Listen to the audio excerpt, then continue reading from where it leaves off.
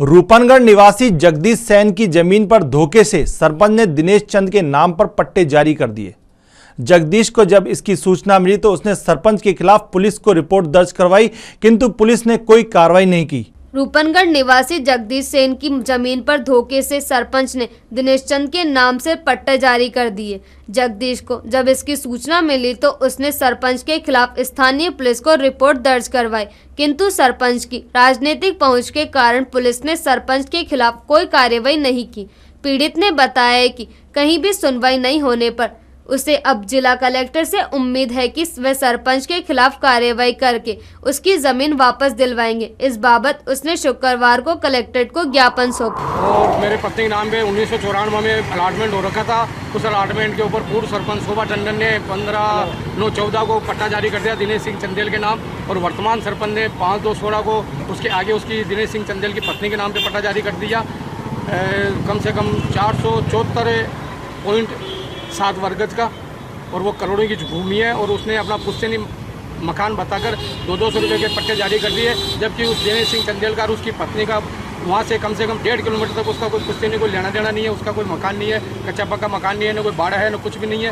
और वो दोनों राजकीय सेवा में कार्यरत है। दिनेश सिंह चंदेल 20 साल से रूपनगढ़ में सामुदायिक स्वास्थ्य केंद्र पे मेल नर्स के पद पे कार्यरत है। उसकी पत्नी कमलेश चौहान कोटा कोर्ट के अंदर मजिस्ट्रेट में न्यायालय में रीडर है, और वो दोनों प्रभावशाली आदमी है, राजनीतिक प्रभाव है, पैसे वाली पार्टी है। और मैं गरीब नहीं हूँ, वो मुझे धमकाकर और वो मुझे वहाँ से बेदखल करना चाहते हैं।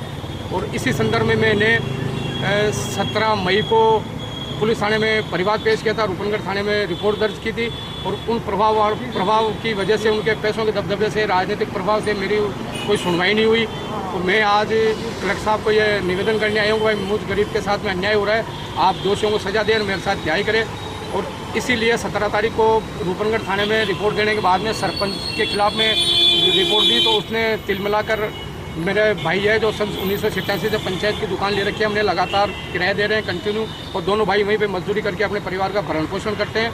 तो वो राजनीतिक दबाव से और अपने प्रभाव का दुरुपयोग करते हुए हमें ज़बरदस्ती उस दुकान से बेदखल करना चाहता है। मरम्मत के नाम पर का दुकान में टूट फूटा मरम्मत है, करवाएंगे और आप दुकान खाली करो। और 5 तारीख को, 5 जून की मीटिंग में मेरे भाई को बुलाकर उसने ज़बरदस्ती धमकी दी कि या तो आप 20 जून को जो आगामी मीटिंग पंचायत की फोरम आ रही है उसमें आप 20 तारीख तक पंचायत की दुकान खाली करके पंचायत को संभाला दो, अन्यथा मैं दुकान से ज़बरदस्ती सामान बाहर निकाल के फेंक दूंगा, दुकान के ताला लगा दूंगा, और नहीं तो इस मामले में राजीनामा करो।